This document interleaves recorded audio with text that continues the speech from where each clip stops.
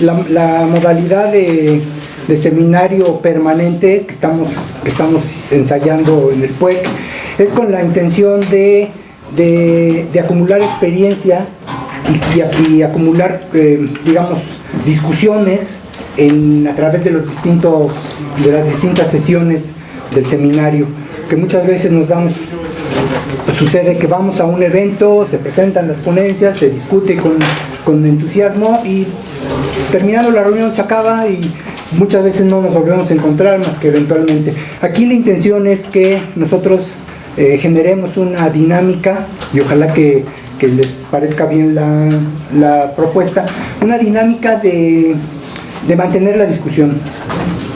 Sí es cierto que nuestros ponentes son todos gente ya destacada en su campo, que nos van a presentar los avances de su trabajo. Estas no son ponencias, digamos, convencionales en el sentido de que a lo que va normalmente a un congreso, sino que les hemos pedido a nuestros invitados que nos presenten en lo que están trabajando. Y cuando queremos decir en lo que están trabajando, nos referimos ahora sí que a la cocina de su conocimiento, que nos digan cómo le hacen para investigar lo que investigan, cómo le hacen para seleccionar los temas, que eso también requiere pues una habilidad y una formación particular, y con la idea de que nuestro público, nuestra población objetivo a quienes queremos dirigirnos con este seminario, evidentemente va desde los funcionarios en distintos niveles de gobierno a los investigadores, campos afines, y a los estudiantes, y ojalá que a la organización civil. Ustedes habrán dado cuenta que mucha gente, en varios temas, mucha gente estamos haciendo lo mismo. Y muchas veces estamos repitiendo lo que otros colegas, otros grupos de trabajo están haciendo en otros lados. Y eso es un desperdicio de energía, es un desperdicio de recursos. Al crear sinergia, por crear sinergia, queremos decir que en la medida de lo posible, sabemos que esto es muy difícil, aquí Gerardo y Gustavo no me dejarán mentir, muchas veces los recursos con los que contamos son limitados. Entonces, si juntamos los recursos, si unimos fuerzas, podemos hacer más entre todos. Entonces, ¿qué es lo que queremos hacer? Miren, en los temas emergentes y cambio climático, aunque no es tan reciente, tendrá por lo menos, ¿qué les parece? ¿Unos 20 años, Gerardo? Sí. O tal vez... Ya casi 25. Casi 25 años, realmente es pues es poco tiempo en términos de la temporalidad de las ideas, de cómo se generan las ideas. Pero en esta fase de un campo científico emergente, pues hay muchísima fragmentación, y sobre todo en este tema hay fragmentación disciplinar.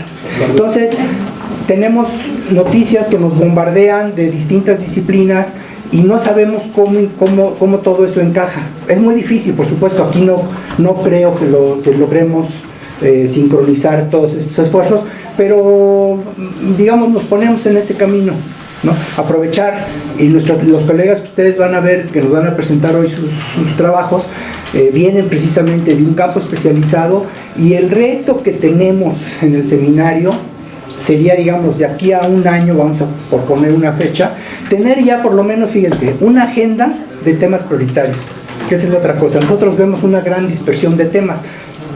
No quiere decir que no valgan la pena, no quiere decir que no sean importantes, pero sí tenemos que tener a la vista por lo menos cuáles son los temas prioritarios en ese campo. ¿Cuántos? Pues los que demanden el tema. Seguramente aquí en cambio climático pues van a ser bastantes, 3, 5, 10, pero lo importante es que sepamos que esos son la agenda que necesitamos cumplir. Por supuesto, al mismo tiempo, como país, como universidad, hemos firmado compromisos incluso internacionales en donde nos obligamos a alcanzar ciertas metas. Difícilmente creemos con el estado actual de organización de esta parte de las que hemos estado viendo, vamos a cumplir esas metas. Eso Gerardo, por ejemplo, ha insistido mucho, no vamos a cumplir los objetivos del desarrollo de los ODS. pero los firmamos y aparecemos en la foto, ¿no? Entonces, aquí lo que, con la agenda, no digo que lo vayamos a resolver, pero por lo menos tenemos identificados esos campos. Luego la otra, miren, es no perder de vista que se trata de debatir. No se trata de que estemos todos de acuerdo aquí, no se trata de ver cuál argumento es mejor que otro.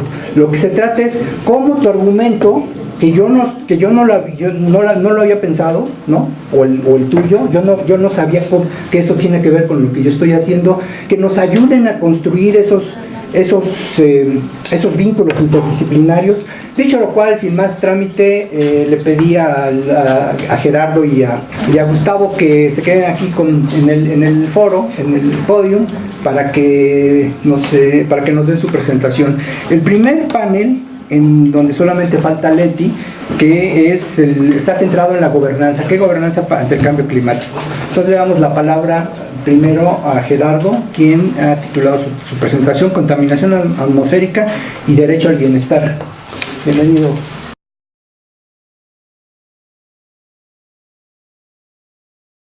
Resumo el trabajo del último par de años y lo que estamos haciendo, y se empalma un poquito con algo muy importante que salió en el que nuestros anfitriones participaron de manera notable, que fue la recomendación general de la Comisión Nacional de Derechos Humanos.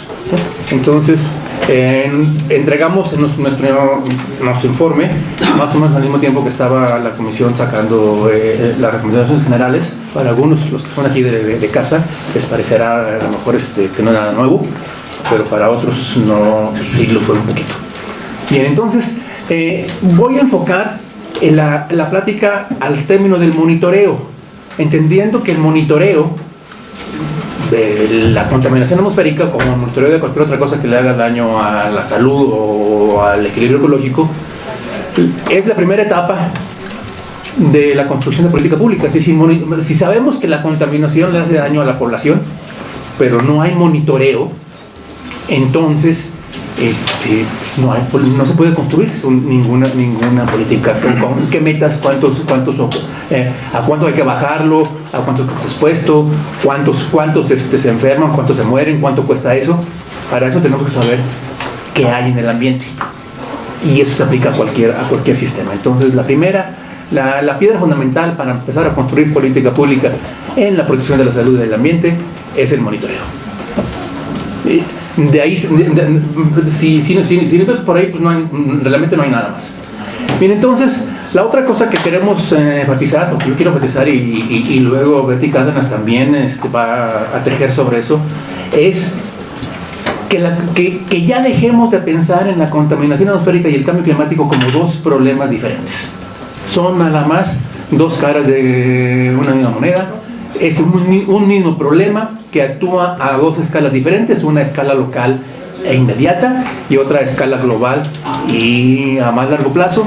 Y a más largo plazo, ¿por qué? Porque el sistema mundo tiene muchos buffers en los cuales se amortigua esto, pero la capacidad de los buffers también los amortiguadores se puede ir agotando, ¿sí? Y bien, entonces, bueno, ya dije por qué me enfoco al monitoreo, y eso se puede extender a otros temas. Y bien, aquí vemos en el diagrama, tenemos que la contaminación atmosférica, y tenemos dos esferas. Una esfera no se ve muy bien, hay dos esferas con diferente color. Sorry, lo chequeé en mi computadora. Uno siempre tiene que revisarlo en otra computadora, pero no lo hice, disculpen. Hay dos esferas que más o menos se ven. La esfera, digamos, del ámbito de escala global y del ámbito local. Y tenemos entonces que en la escala global tenemos el dióxido de carbono, el gas de efecto invernadero más importante, tenemos el óxido nitroso, el metano, halocarbonos y hidrohalocarbonos. En la esfera de la derecha tenemos el ámbito local, y tenemos a los óxidos de nitrógeno, compuestos orgánicos volátiles, dióxido de azufre, y también tenemos en la zona de intersección el ozono, y tenemos partículas suspendidas, carbono negro, carbono orgánico, Y esa zona de intersección pues, sería una escala en la que se combina lo local con lo regional, con lo global, pues sería lo regional, la escala regional del problema. Pero entonces vemos que las dos esferas comparten esos componentes que son forzantes climáticos también, o sea, son cosas, los que están en la zona de intersección son cosas que afectan a la salud de la población y afectan a la salud de los ecosistemas y a la salud de los bosques, afectando entonces el equilibrio ecológico. Al mismo tiempo tienen propiedades radiativas, o sea, pueden capturar calor en la atmósfera, y entonces también son forzantes climáticos, ¿sí? O sea, no solo nos hacen daño, también afectan al clima. Y resulta que, aparte de que tienen efectos comunes, tienen orígenes comunes, ¿sí? Y voy a poner como ejemplo el transporte, porque se puede aplicar a la generación de electricidad o al consumo doméstico de energía, etc., ¿sí? Entonces tenemos que hay orígenes comunes de los contaminantes globales y locales. La combustión, todo está centrado sobre todo en la combustión. En este caso voy a hablar de la combustión en el transporte. Y tenemos entonces que emiten GI. Traté un poco de dar una idea de la intensidad de las cosas poniéndole a uno líneas más gordas que a otros, sí, y entonces los que están con letra más grande y la línea un poquito más gordita, es que es por ahí el camino principal, pero las otras son contribuciones menores, pero ahí están, ¿sí? Entonces tenemos, en la combustión tenemos pues, principalmente CO2, pero también tenemos metano, o sea, también se forma un poco de metano en la combustión en el transporte, cantidades pequeñas, y óxido nitroso. Y en parte puede ser por el asunto de los catalizadores. Por ejemplo, el óxido nitroso se puede emitir preferentemente cuando los autos se encienden en frío, es decir, se encienden en frío y en la mañana temprano y todavía no se calienta el catalizador. O bien puede ser porque algunos catalizadores son muy eficientes y siguen reduciendo. O es una etapa intermedia de la reducción de los NOxes. Pero también emiten gases criterio, que son el CO principalmente, los COPs, que están ahí más tenues, los NOxes y el SO2. Espero que no haber exagerado en el asunto de las escalas de tamaño y de intensidad del fondo, espero que los puedan ver, ¿sí? Estos se emiten en cuestiones de %, estos se emiten en cuestiones de partes por millón. Y luego tenemos las partículas criterio, en donde tenemos sulfatos, nitratos y como parte de las partículas, y tenemos carbono negro y carbono orgánico que se emite. Ahora bien, queremos controlar, queremos reducir la contaminación o queremos atacar el cambio climático. Bueno, pues si queremos reducir la contaminación que se produce por estos sobre todo son preferentemente emitidos más intensamente con los autos de gasolina, y entonces se les ponemos catalizadores y reducimos todos estos y podemos bajar el ozono que se forma en la ciudad. Pero no hicimos nada sobre el CO2. Podemos escoger otro camino, por ejemplo, apostarle a... Esta es la apuesta americana, de la industria automotriz americana. Podemos apostarle a otro camino, a otro combustible, en lugar de usar gasolina, usar diésel, que fue la apuesta europea, ¿sí? Y entonces son más eficientes, en eso reducen un poco las emisiones de CO2. Por litro de combustible recorren más distancia y se reduce entonces CO2. Pero entonces se emiten partículas, más partículas, sobre todo carbono negro, que tienen un fuerte efecto radiactivo.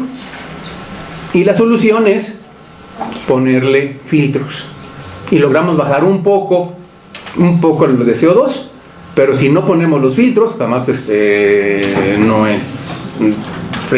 son baratos y además requieren mantenimiento, estaríamos emitiendo carbono negro, carbono orgánico con fuertes efectos también en el clima. La ventaja es que como dura un poco en la atmósfera, si eso se controla, el efecto se nota mejor. Pero podemos hacer otras medidas de mitigación, que es ahorrar energía, o sea, usar tecnologías cada vez más eficientes. La otra es organizar nuestros viajes de manera que recorramos menos distancias para cumplir las tareas que nos proponemos.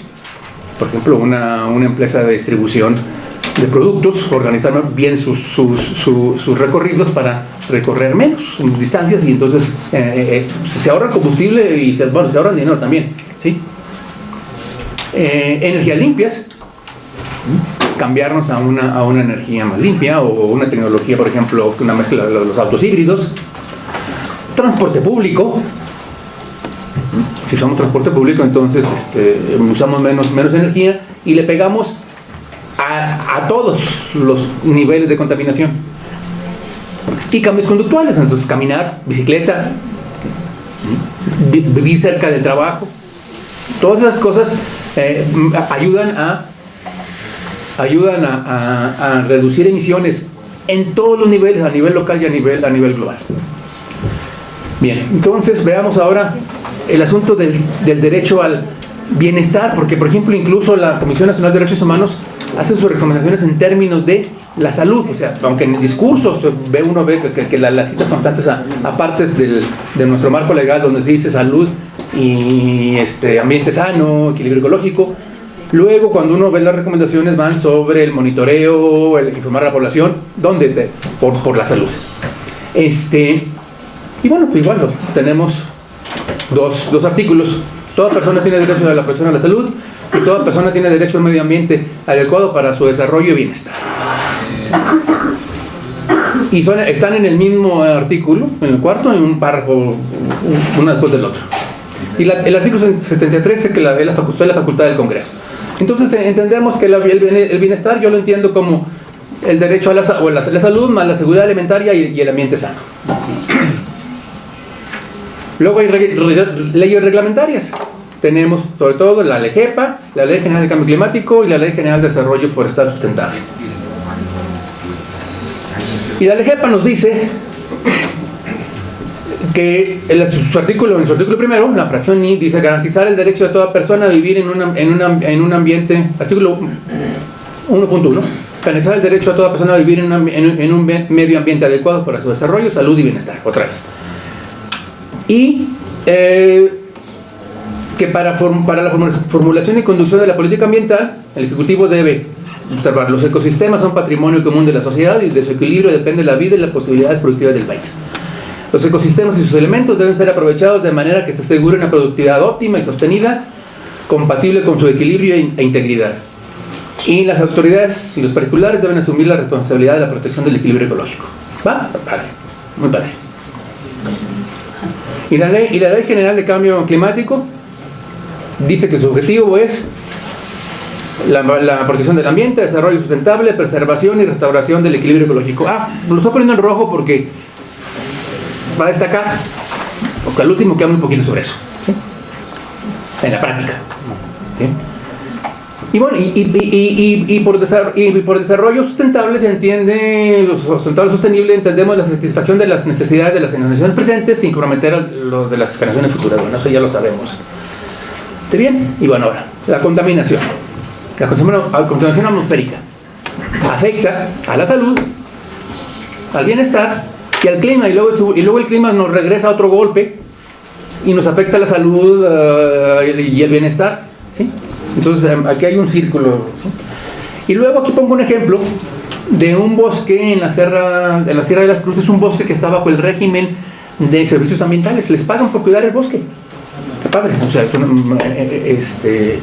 que hacerlo para conservar esas áreas naturales protegidas. Y entonces ellos reforestaron, pero bueno, no se ve muy bien.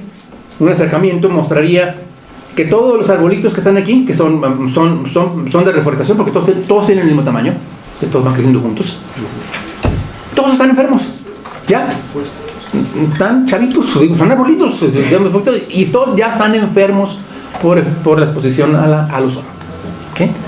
Otras plantas que por ahí más no se ven tan dañadas, o sea, todos a esos niveles de ozono que seguramente hay ahí, están dañados, pero unos están más dañados que otros, ¿sí? Y aquí esta es una política fallida, porque no tomaron en cuenta al ozono, porque entonces podrían escoger una especie o una variedad que fuera un poquito más resistente al ozono, pero no la van a tomar porque no saben cuánto ozono hay ahí.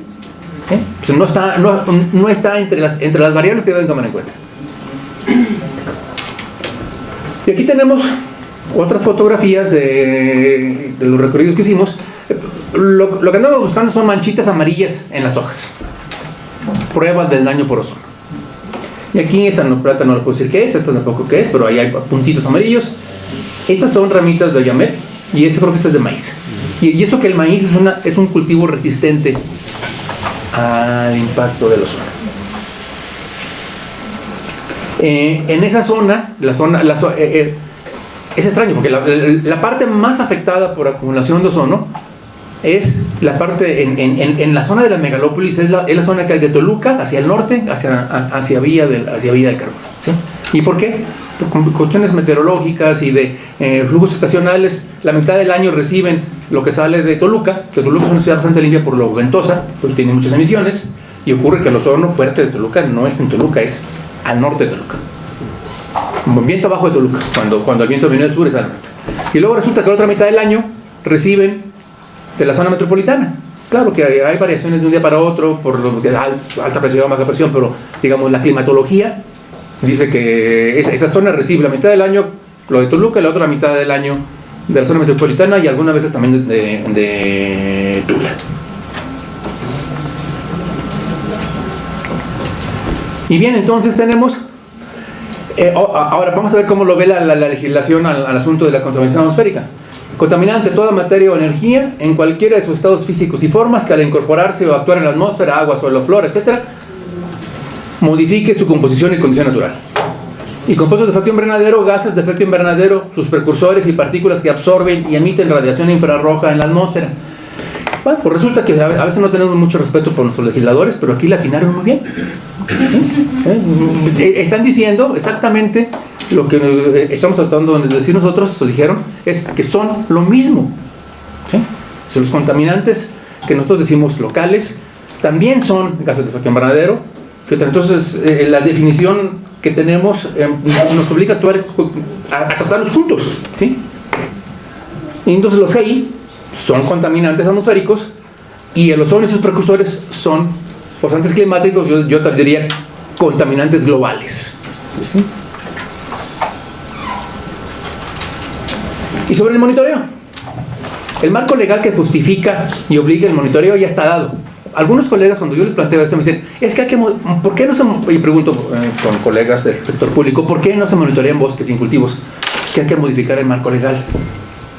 Yo me fui a ver si era cierto, y yo encuentro que no.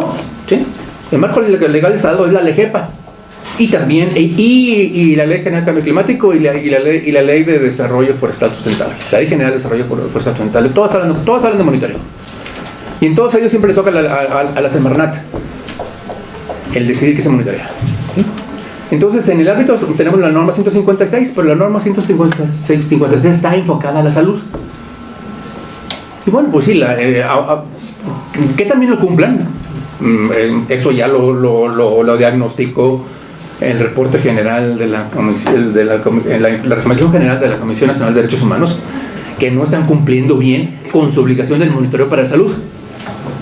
Pero en los otros problemas, en el equilibrio ecológico, la protección de los cultivos y la propiedad, no están cumpliendo nada. En los otros cumplen a medias, en ese aspecto no cumplen en nada.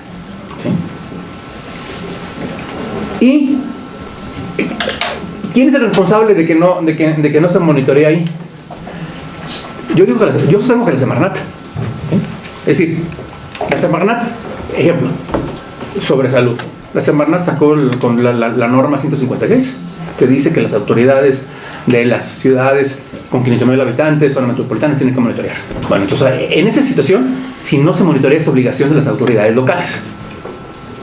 Pero mientras la Semarnat no diga se tiene que monitorear en ecosistemas, la omisa de la Semarnat. Ya cuando diga que si hay que hacerlo, ahora veremos a quién le toca hacerlo en los ecosistemas.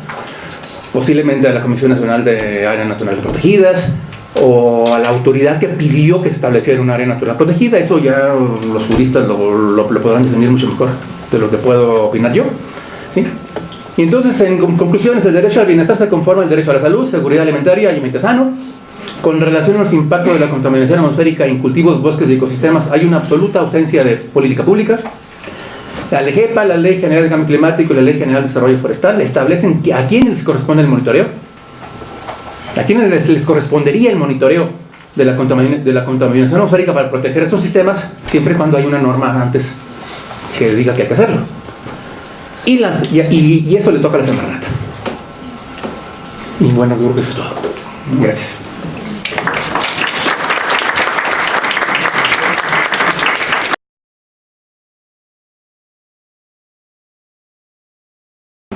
Bueno, gracias Javier por la invitación a este programa sobre ciudades sustentables y cambio climático, y a la doctora Elena Lazos por motivarme a participar en esto también. Lo que yo voy a hacer con mi presentación es compartirles un poco el trabajo que nosotros estamos haciendo desde la sociedad civil en cómo enfrentar el problema del cambio climático desde el ámbito de las ciudades. Primero, digamos, rápidamente, para aquellos que no conocen tanto cómo nosotros trabajamos, quizás Greenpeace puede tener una buena presencia mediática, pero no todos saben exactamente cuál es nuestra metodología de trabajo.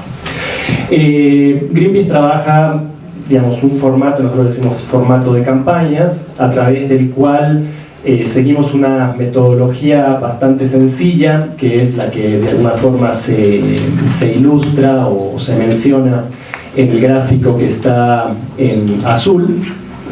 Y a través de esa metodología lo que nosotros hacemos es, pues, bueno, investigamos un tema, un problema ambiental, lo documentamos, luego lo exponemos públicamente para poder llamar la atención de la opinión pública, actuamos sobre él, esto significa como ejercer una presión pública para digamos, que el tema pueda permear en la agenda de los medios de comunicación, de las autoridades, incluso de las empresas.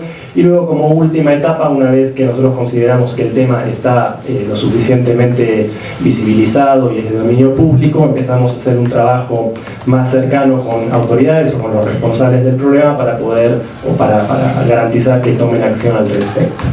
Y al mismo tiempo, cruzamos esa metodología de trabajo más de investigación o más dura, le decimos nosotros, en estudiar y ver cómo comunicar un tema particular, con el gráfico que tiene esta pirámide. Nosotros le decimos la pirámide de involucramiento, que es la manera en que nosotros buscamos acercar a la gente a esos temas. Entonces, esa pirámide tiene distintos niveles, digamos, no voy a entrar mucho a detalle, pero sí es importante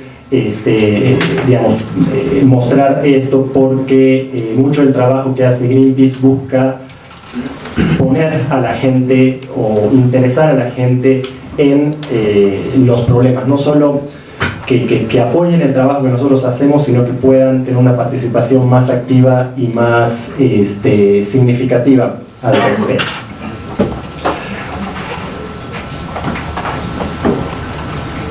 Bueno,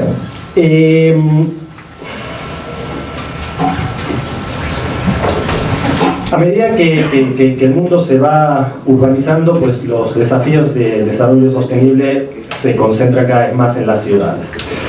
Sobre todo esto sucede en países con ingresos medios bajos, donde el ritmo de urbanización es más rápido. Según una revisión reciente del año pasado de Naciones Unidas sobre las proyecciones de urbanización, actualmente el 56% de la población mundial vive en ciudades y se espera que llegue al 68% para el año 2050. Digamos, con este crecimiento continuo de población se estarían añadiendo 2.5 o 2,5 miles de millones de personas a la población urbana global, que hoy ronda los 3.9 miles de millones. El 90% de este aumento se va a dar en Asia y en África, Y actualmente tenemos ciudades que exceden o que tienen más de 10 millones de habitantes, que es lo que se conoce como mega ciudades, ¿no? Tokio es la más poblada, con 37 millones de personas, y bueno, siguen otras, y México también aparece en la lista de las ciudades, o de las megaciudades, junto con la ciudad de San Pablo en Brasil, que tiene alrededor de 22 millones de personas, ¿no? Digamos, toda la zona metropolitana y la Ciudad de México. Un poco lo que se muestra en esta imagen, los puntos rojos, son las 28 megaciudades que existen actualmente, con más de 10 millones de habitantes, y que albergan al 12% de los habitantes urbanos de todo el mundo, ¿no? Ahora bien, las ciudades tienen una contribución significativa al cambio climático, ¿no? Por un lado, consumen el 78% de la energía del mundo y producen más del 60% de las emisiones de dióxido de carbono.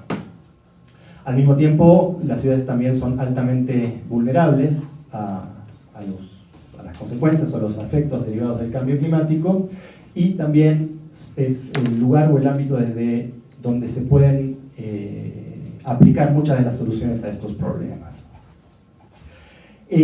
Nosotros, a partir de, digamos, como Greenpeace, a partir del año 2015 empezamos a trabajar desde este enfoque, un enfoque más de ciudades, como manera de poder abordar el tema del cambio climático. Y también es importante destacar que, digamos, ¿por qué son importantes o por qué es significativo para nosotros el ámbito de las ciudades, cuando antes trabajábamos más en lugares remotos y no necesariamente desde una perspectiva de ciudad? Bueno, digamos, tiene un montón de información que se empezó a divulgar, o al menos nosotros empezamos a analizarla de manera más sistemática.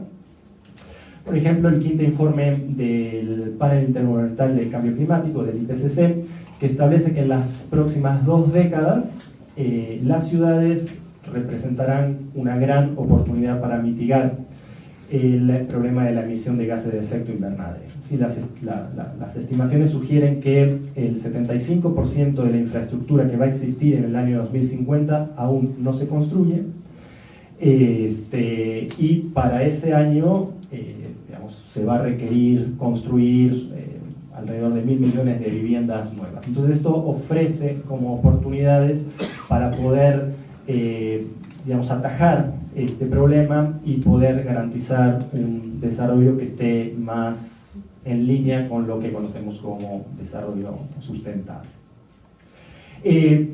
Para nosotros, cuando abordamos este tema, lo más estratégico, desde nuestro punto de vista, lo más estratégico es atacar la creciente demanda de combustibles fósiles por parte del sector transporte, ¿no? Entonces, nosotros, nuestra campaña aquí en la Ciudad de México está dirigida de alguna manera hacia las formas de poder digamos, crear las condiciones para que esta demanda que está creciendo pueda moderarse, ¿no? Y es clave, de alguna manera, poder reducir la adicción a los combustibles fósiles del sector transporte para poder poner a el crecimiento, el desarrollo de las ciudades una trayectoria que esté más acorde con esta meta global de mantener el aumento de la temperatura global digamos, en 1.5 grados centígrados, ¿no? Entonces, vamos, si queremos, digamos, alcanzar esa meta, ¿sí?, de la cual, pues, bueno, los países que han firmado el Acuerdo de París se han comprometido de alguna manera a hacerlo, mantener el aumento de la temperatura global entre 1.5 y 2 grados centígrados de calentamiento, pues bueno, la demanda de petróleo tiene que reducirse drásticamente, ¿no? Según cifras del 2012 de la Agencia Internacional de Energía, el 96% del transporte se mueve a gasolina y el transporte representa más de la mitad del consumo mundial de petróleo. Entonces, por eso para nosotros es clave este sector, porque es el responsable aproximadamente del 23% de las emisiones totales de dióxido de carbono relacionadas con la energía, según el IPCC, y del 13% de las emisiones globales de gases de efecto invernadero. Sí, estos son datos más a nivel global. Por otro lado, el sector transporte es la fuente de emisiones de este tipo de gases que más rápido está creciendo. Entonces, por eso lo convierte en un desafío clave e inevitable desde nuestro punto de vista, ¿no? Enfrentar ese problema es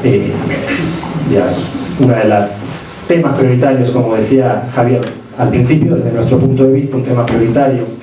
Si hablamos de ciudades sustentables y cambio climático, tiene que ser atacar la demanda de combustibles fósiles que mueve al sector transporte actualmente. Por otro lado, los vehículos livianos, incluidos los automóviles, representan aproximadamente la mitad de la demanda total de petróleo del transporte. Y desde nuestro punto de vista, lo que hay que reforzar es esto que les decía, ¿no? La reducción de la demanda y lograr que los gobiernos entiendan de una buena vez que el petróleo, así como el carbón y el gas, se tienen que quedar bajo tierra.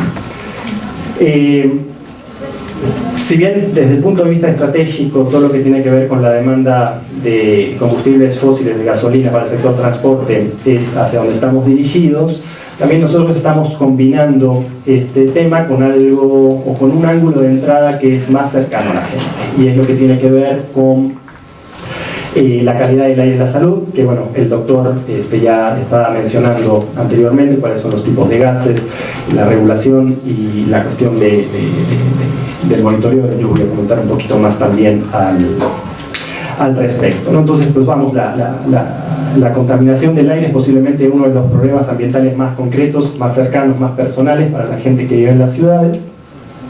Y desde nuestro punto de vista, nosotros, bueno, al menos nosotros asumimos que la gente que vive en las ciudades, en términos generales, es consciente de su salud y en particular de la salud de sus hijos. Quizás esta es como un supuesto bajo el cual nosotros estamos trabajando. Quizás también podría ser como un tema a poder dilucidar, qué tanto la gente realmente está consciente de la afectación a la salud por parte de la contaminación o la mala calidad del aire, y qué tan dispuesta está a actuar.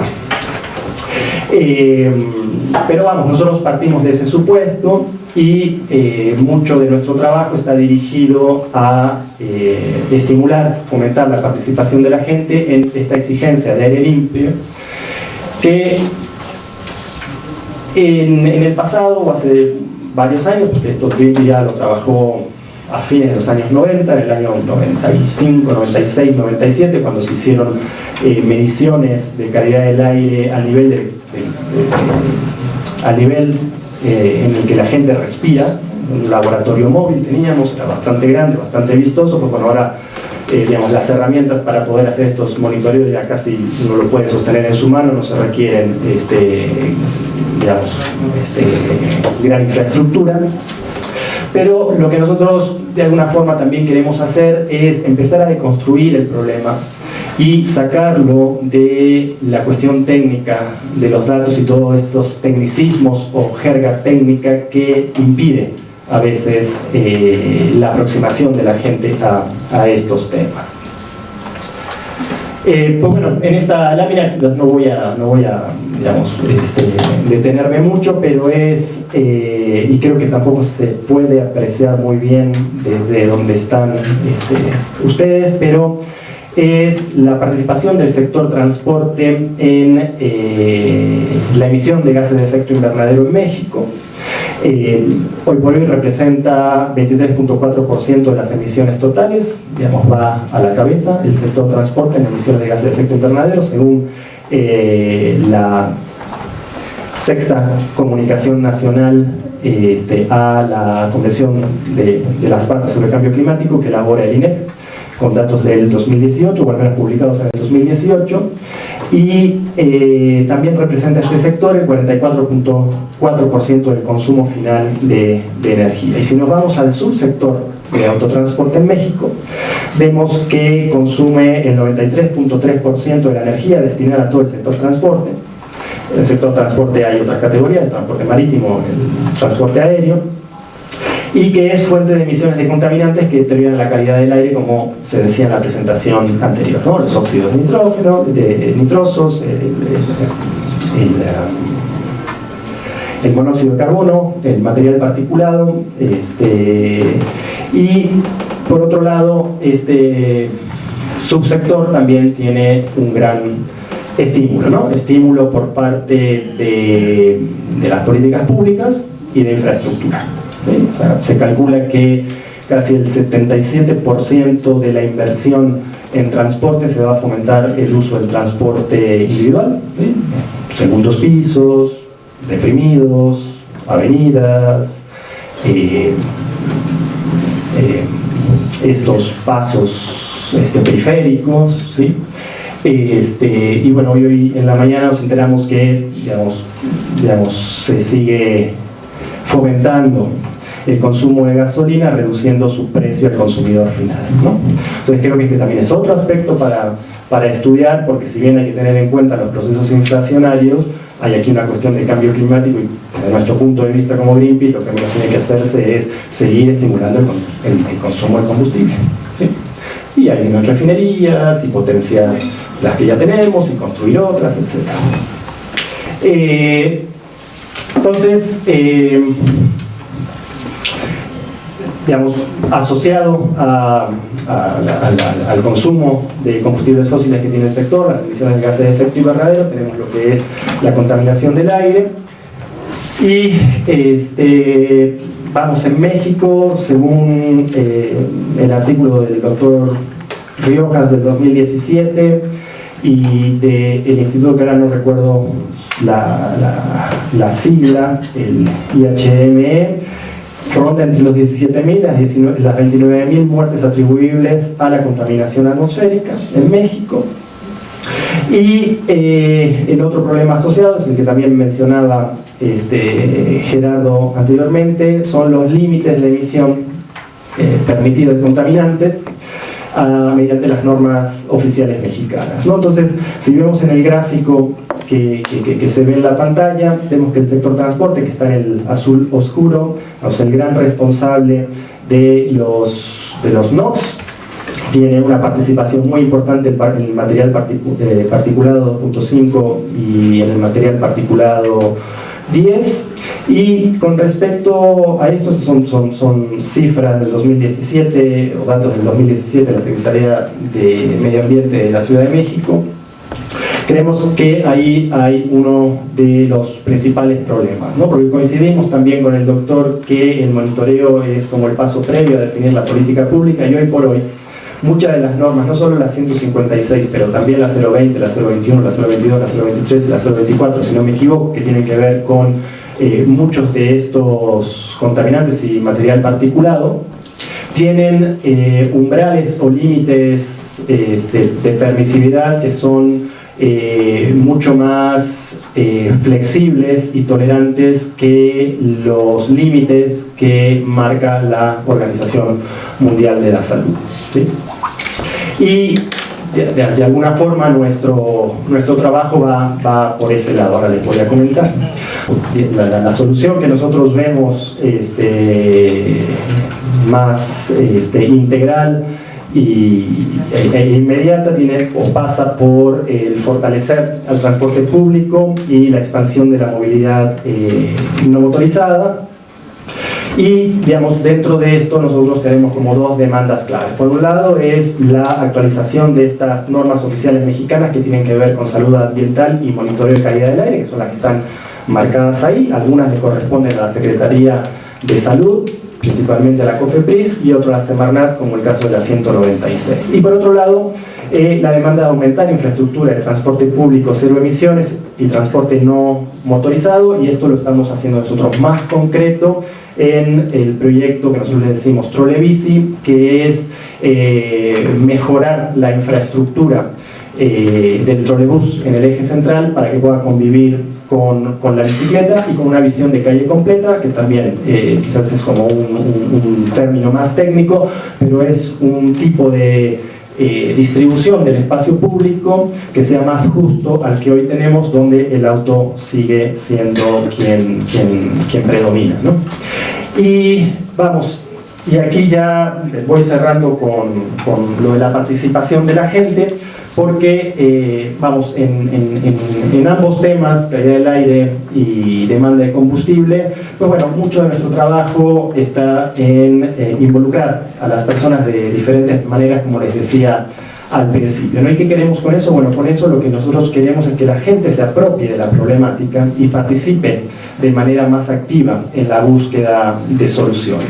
¿Esto para qué? Bueno, para que estas soluciones no sea una cuestión de un actor de la sociedad civil que puede ser influyente en la autoridad, y que se quede ahí, sino que en la manera que la gente pueda agenciarse de los problemas y sobre todo de las soluciones, se le pueda dar más permanencia a esos cambios que estamos proponiendo, ¿no?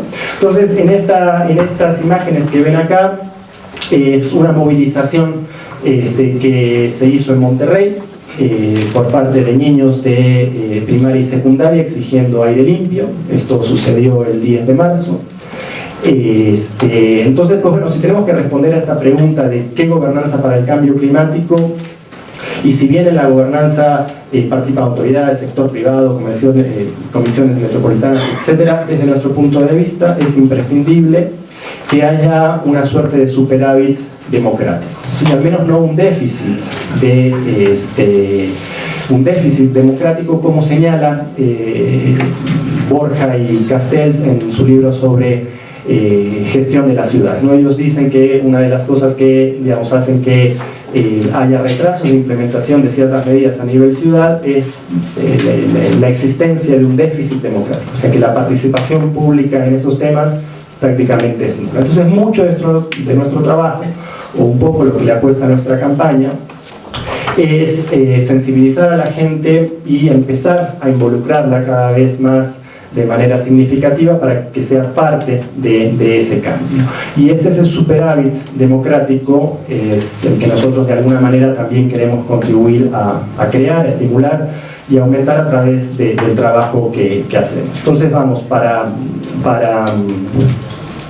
para ir cerrando, pues bueno, brevemente, este es un reporte que nosotros sacamos con la Redim, que es una red de organizaciones que trabaja por el derecho a la infancia, y lo que nosotros estamos también pidiendo es la necesidad de que se incluyan a los niños y a las niñas en la elaboración de políticas públicas y en la toma de decisiones que llevan a esas políticas públicas en los temas que tienen un impacto directo con la vida y el desarrollo de los niños y las niñas. Y aquí tenemos como un marco regulatorio, tenemos una ley general para niñas, niños y adolescentes, que es del 2013, tenemos un sistema para la protección integral de esos derechos y tenemos un programa nacional para la protección de esos derechos. Pero en lo que tiene que ver con la Estrategia Nacional de la Calidad del Aire, no se reconocen o no está teniendo peso. Estos derechos que ya están regulados, de alguna forma ya están, son ley, digamos, no están teniendo peso dentro de la elaboración de una estrategia tan crítica que tiene que ver con la calidad de vida de los niños y de las niñas. Y bueno, para cerrar ya dos cositas más, son estas declaraciones de la Subsecretaria General de Naciones Unidas. La batalla por la sostenibilidad se va a ganar o se va a perder en las ciudades. Y lo que les decía antes sobre el IPCC, que en las próximas 2 décadas son las ciudades las que presentan una oportunidad para mitigar la emisión de gases de efecto invernadero en las áreas urbanas. Pues muchas gracias.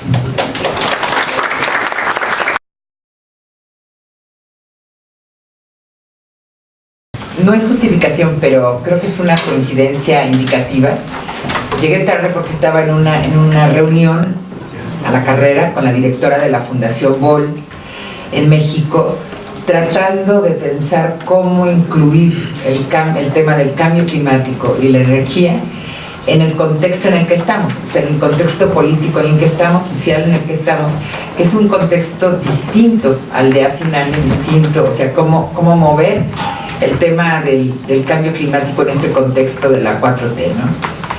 De la cuarta transformación, en este escenario en el que, al parecer, en el que hay una apuesta tan contundente por los hidrocarburos como un tema de identidad nacional, como un tema de defensa nacional en el discurso de la presidencia, y yo creo que en gran parte en el imaginario social, y coincido con el comentario sobre, digamos, esto de introducción, con el subsidio a la gasolina, la disminución en $1 peso por litro, una cosa así, de la gasolina, que como muchos subsidios de este tipo es un subsidio no solamente insustentable en términos ambientales, sino profundamente regresivo, digamos, apoya a quienes tenemos coche, a quienes tienen más coches, a quienes mueven vehículos, y mucho menos a quienes se sienten favorecidos o que se sienten más favorecidos por el subsidio, que son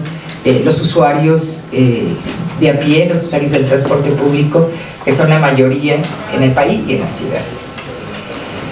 Entonces, quiero empezar con esta reflexión, no como justificación de haber llegado tarde, sino creo que como expresión, como un indicador de la preocupación que tenemos todos de ahora para dónde, en este contexto, con el problema tan grave que nos muestra el último reporte del IPCC y en gran medida nuestra experiencia cotidiana.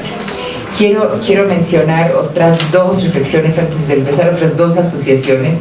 Una es, hace poco, una reunión de Naciones Unidas, me decía una persona de un comité en el que participo, el Comité de Políticas de Desarrollo, que el cambio climático no es prioridad de ningún gobierno del mundo.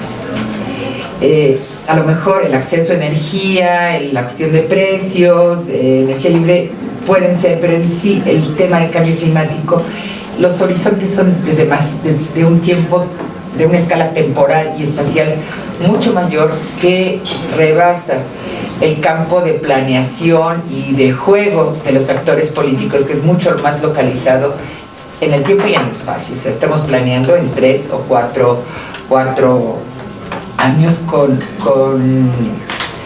con electores que toman decisiones también de corto plazo. Y aquí necesitamos visiones de largo plazo. Y la tercera reflexión, la tercera asociación, digamos, aquí se menciona a niños en la ciudad. Yo tuve la oportunidad hace unas semanas, estando en Nueva York, también de asistir a una manifestación de un chorro de adolescentes que tomaban el tema de Greta, de esta chiquita sueca que se ha plantado frente al Parlamento a exigir que los adultos hagamos las cosas de otra manera. Y es una niña, no recuerdo la edad, pero muy joven. Entonces, con estas ideas voy a empezar algunas reflexiones. Voy a aventurarme contra lo que es mi costumbre. Generalmente presento PowerPoints, creo que es de las primeras conferencias en que no lo hago, pero espero ser clara, espero poder reflexionar con ustedes sobre este tema que es tan inminente y que tenemos que encontrar vías de que se asuma como prioridad, porque los riesgos y las implicaciones, pues, como sabemos todos, son enormes. Entonces, yo quisiera decir, digamos, yo tuve la oportunidad, y no quiero hablar de yo, pero hace ya mucho tiempo, de estudiar con la doctora Elinor Ostrom, ganadora del Premio Nobel de Economía 2009, quien se hizo famosa, quien ganó el Premio Nobel por su trabajo sobre bienes comunes. Digamos, y nosotros podemos pensar que el Premio Nobel, pues, lo tienen economistas muy clásicos, muy ligados a la economía del libre mercado. Sin embargo, creo que el reconocimiento del Nobel a Lind es un reconocimiento por parte de la Academia de Ciencias sueca de las limitaciones de este enfoque del libre mercado. Entonces, ella hablaba de bienes comunes. No me voy a detener mucho en esto, pero mi reflexión es que la capacidad de la atmósfera de regular el clima es un gran bien público.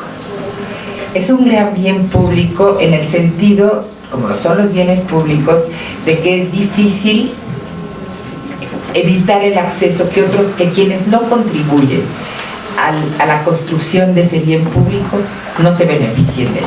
Ejemplo, bajando esto un poco. aunque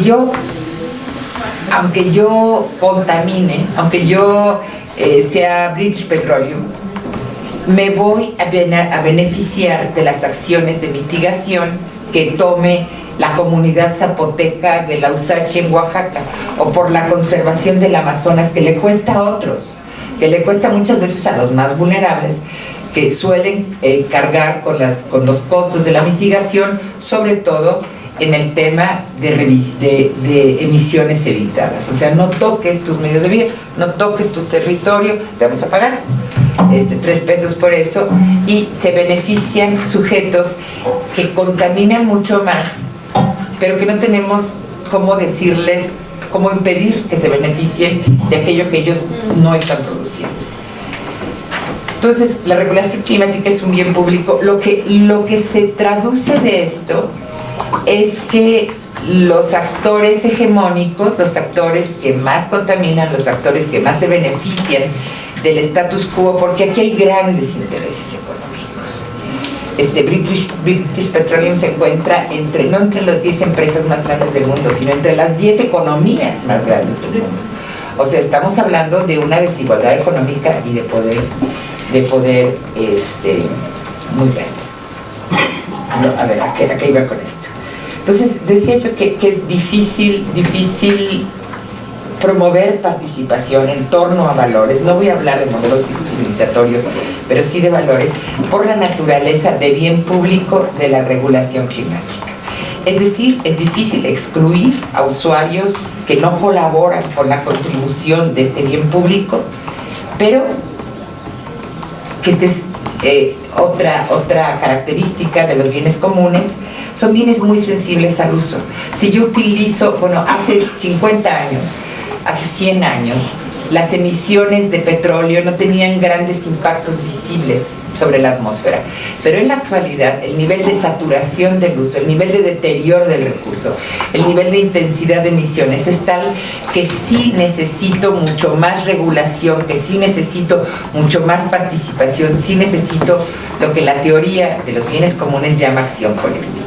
Sí necesito mucho más acción coordinada en torno a bienes comunes que son muy difíciles de establecer, porque hay grandes actores que se benefician mucho del estatus Entonces, yo de aquí propongo que el bien climático, desde este enfoque, puede ser considerado como un mal público. ¿Por qué como un mal público? Porque nos afecta a todos, más allá de nuestra conducta. Yo puedo dejar de usar el coche mañana, o de decir ya, dejo de comer carne, no contribuyo a las emisiones de metano, que estaría bien que lo hiciéramos, y dejo de usar el automóvil. Sin embargo, me voy a seguir afectando, o sea, esto no va a tener una implicación inmediata en mi bienestar. Me voy a seguir viendo afectada por la contaminación en la ciudad, por el incremento en la temperatura, por el impacto del cambio climático en los cuerpos de agua, voy a seguir viviendo la erosión de la vida marina, de la biodiversidad, etc. O sea, el que yo colabore no tiene un impacto inmediato, no me beneficia de manera inmediata. Entonces esto implica pues retos muy grandes. El nivel de deterioro de la atmósfera o de la regulación climática, el nivel de amenaza de mal público del cambio climático es tal, digamos, no podemos pensar que no existe, no podemos pensar que las soluciones locales o nacionales van a ser suficientes, que se requieren, yo creo que este es un contexto que todos aceptamos, acciones inmediatas y acciones fuertes, o el escenario es sumamente negro. Entonces hay una exigencia de acción colectiva, de coordinación a distintos niveles, coordinación que es muy difícil, o negociación o cooperación, como lo queramos ver, que es muy difícil de lograr por retos a los que me voy a referir en adelante. El primer reto para construir gobernanza, para construir acción colectiva, para construir consensos, para construir acuerdos, para construir reglas que sean viables, para reconstruir sistemas de sanciones, sistemas de resolución de conflicto que sean viables, es esta naturaleza o sea, es la facilidad de lo que en inglés se llama free riders, y que yo traduciría como gorroneo.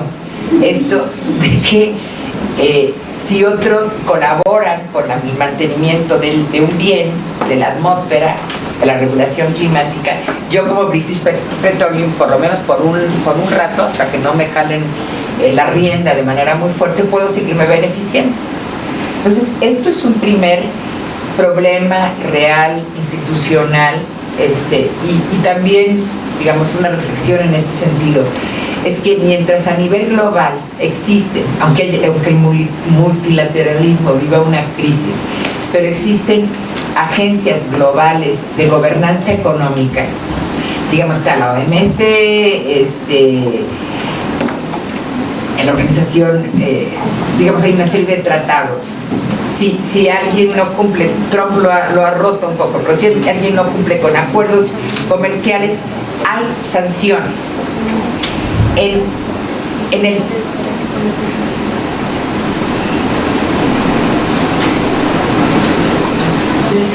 el tema ambiental no tenemos esquemas de gobernanza, no tenemos instituciones corrientes. Tenemos, digamos, el Acuerdo de París, tenemos antes el Protocolo de Kioto, que marcan directrices, que intentan guiar, pero a los que no están, a cuyos acciones, a cuyos mandatos no están aparejadas reglas, ni están aparejadas sanciones, ni están aparejados esquemas de monitoreo.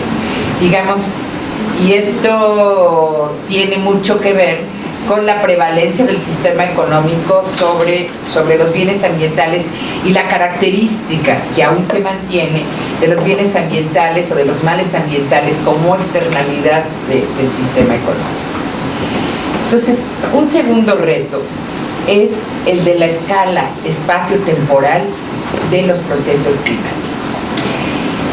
Si yo, como sociedad actual, si yo como Ciudad de México, y ojalá que lo hagamos a pesar de estos retos, tomo acciones para disminuir las emisiones, yo no voy a ver como generación actual la disminución de la temperatura. Digamos, esto se va a ver en 30 o 40 años, digo, lo estoy haciendo por mi nieto, pero digamos, son horizontes de largo plazo y estamos acostumbrados, sobre todo como sociedad pobre, como sociedad precaria, a pensar, a planear, lo decía yo, en relación a los tomadores de decisiones, pero con horizontes de muy corto plazo. Tengo que resolver la educación, tengo que resolver, y lo vemos incluso a nivel de país, tengo que resolver el empleo, tengo que resolver el acceso al agua, antes de pensar en qué vamos a hacer en 20, 30 o 40 años, aunque ahorita ya lo estemos sintiendo. Y también en escala temporal, porque lo que yo hago o deje de hacer en México, o sea, me va a repercutir lo que esté haciendo China. O sea, tengo poco, lo que yo haga en términos locales o nacionales tiene poco impacto a nivel global, y lo que sucede a nivel global me puede afectar a mí. Entonces aquí hay un tema de complejidad que tiene que ver con las escalas, que es difícil de comprender y de traducir en reglas, y que es difícil de traducir también en elementos de gobernanza, en política. Un tercer reto muy grande, a mí no me gustaba hablar en términos tan generales, pero me he metido a hacerlo, es el de la economía neoliberal. ¿Qué quiero decir con este gran nombrezote de economía liberal? Por un lado, adelgazamiento del Estado. Nuestro Estado, desde los años 80, 90, desde la firma del tratado para acá, digamos, desde que empezamos a cobrar honorarios Javier Delgado y yo, o sea, que se nos devaluó el dólar al otro día,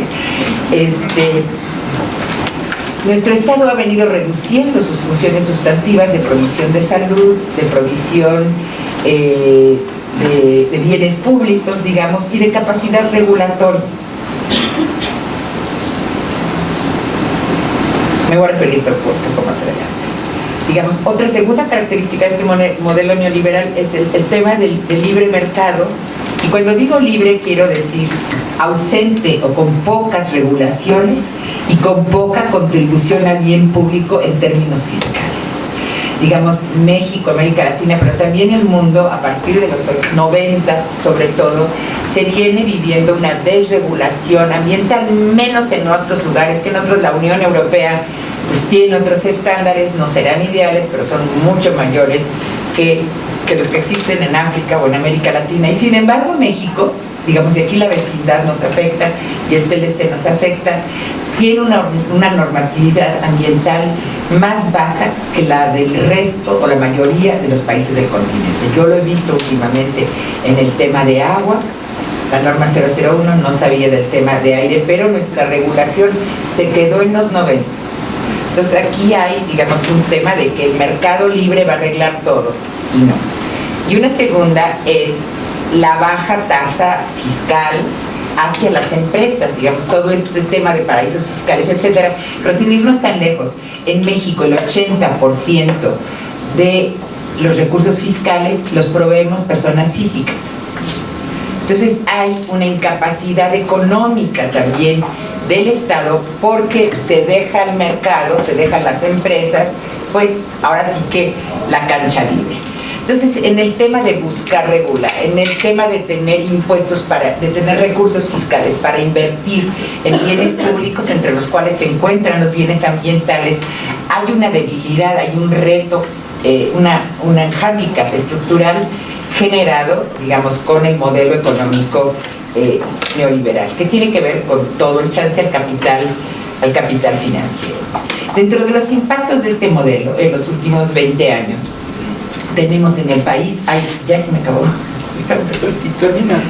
tenemos en el país y en el mundo un incremento de la desigualdad sin precedentes, un deterioro ambiental también sin precedentes, una captura del Estado por las empresas en términos regulatorios y en términos financieros, y un crecimiento en la violencia.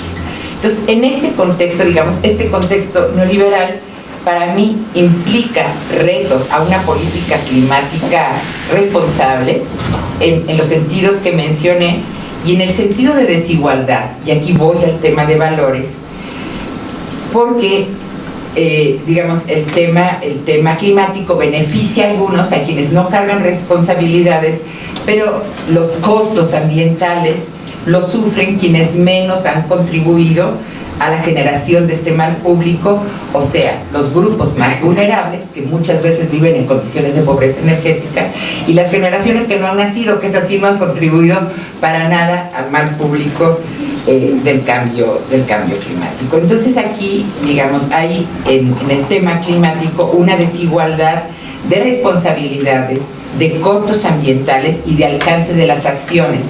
O sea, el alcance de la acción que puede tener British Petroleum o Petróleos Mexicanos es mucho mayor que el que podemos tener los académicos de la UNAM, o los estudiantes de la UNAM, o los comuneros de pesca. Sin embargo, la inminencia del riesgo a la humanidad, al planeta, exige pensar cómo trazar rutas para enfrentar estos retos. Y ya sé que se me acabó el tiempo, voy a decir dos cosas. Una es una crítica a las propuestas de lo que podríamos llamar capitalismo verde, basado en la energía limpia, que genera nuevos problemas. Lo tenemos con el tema de energía eólica en Tehuantepec, de energía solar en Yucatán, que se basa en la apropiación de territorios comunitarios, de destrucción de comunidades y forma de vida. Y la propuesta es que una agenda de revertir el cambio climático tiene que tener por delante el tema de igualdad, tiene que tener por delante, y aquí coincido con Greenpeace, el tema democracia o de democratización, no solo de la toma de decisiones, sino del acceso a energía. Y se pueden tener modelos desconcentrados. Creo que aquí las ciudades pueden ser grandes laboratorios de innovación, donde yo no dependa de una gran planta solar, sino que podamos tener plantas fotovoltaicas en nuestros techos, y una gestión descentralizada en términos de ciudad, de barrio, de individuos. Creo que esto permitiría avanzar también en el tercer eje, que sería para mí la propuesta general entre otras ciudades: equidad, democratización y sustentabilidad y resiliencia. Digamos, si tenemos como colonia, como pequeño núcleo, como individuos, la gestión de la energía solar o eólica en algunos lugares, pues voy a ser menos vulnerable a los apagones, a las amenazas de apagones que tienen que ver con la gestión centralizada que está sujeta a fallas. Entonces creo que las ciudades son grandes oportunidades, grandes laboratorios para el desarrollo de nuevos modelos de gestión de la energía y la vialidad. Y para concluir, creo que en el tema de qué hacer como UNAM, qué hacer como organizaciones civiles en este contexto de cambio climático, energía y de la cuarta transformación, yo propondría apropiarnos como ciudadano del legislativo, apropiarnos como ciudadanos, sentir que nos corresponde hacer leyes, que bueno, a nosotros porque nos toca, ¿no? Porque es nuestro espacio, también de la normatividad del desarrollo de normas no puede ser asunto de burócratas y de industriales, tenemos que participar ahí, digamos, es la vida de nosotros y de nuestros hijos lo que está en juego. En síntesis, de apropiación del espacio político con visión de sustentabilidad y de responsabilidad ambiental y ciudadana. Muchas gracias y disculpen por tanto.